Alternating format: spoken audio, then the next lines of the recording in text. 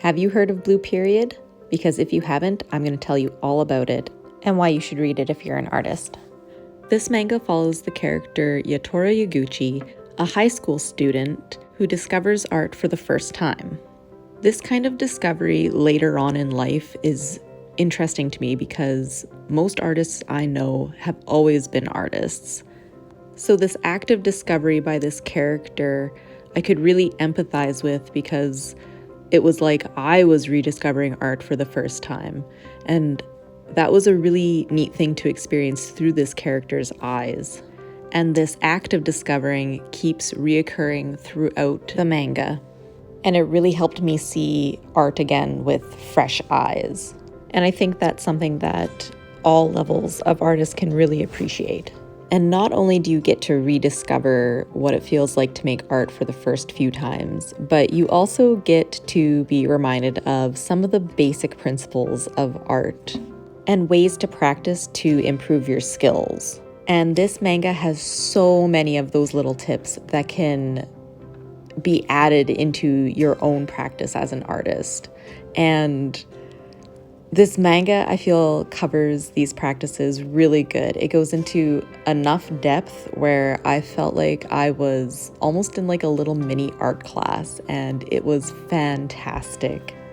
I would also like to mention that I watched the Netflix take on Blue Period, and it was also fantastic, but the manga actually goes into more of an explanation for what these students have to practice and the challenges that they're given in art class. Having these tips fresh in my mind for different ways to practice to improve my skills is really nice. Even though I wouldn't consider myself a beginner artist, sometimes finding new ways to practice isn't something you think about.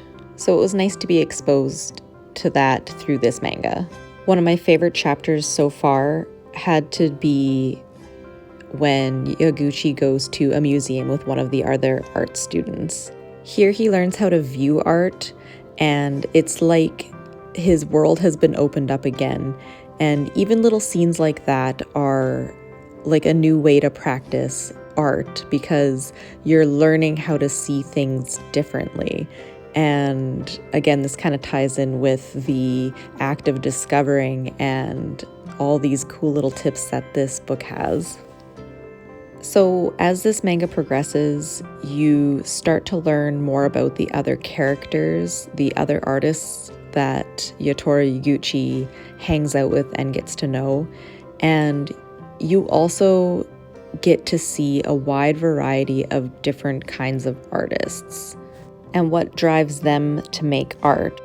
This manga does a really good job of showing the inner struggles that artists have and how their life affects the art that they make.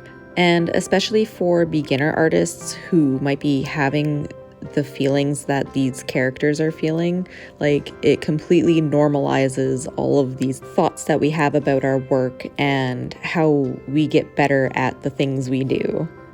And I'm going to say this right now, but the main character, Yatora, knows firsthand that things take practice and study, and he has this awesome drive about him that shows you that art isn't a talent, but it's a skill that you can learn.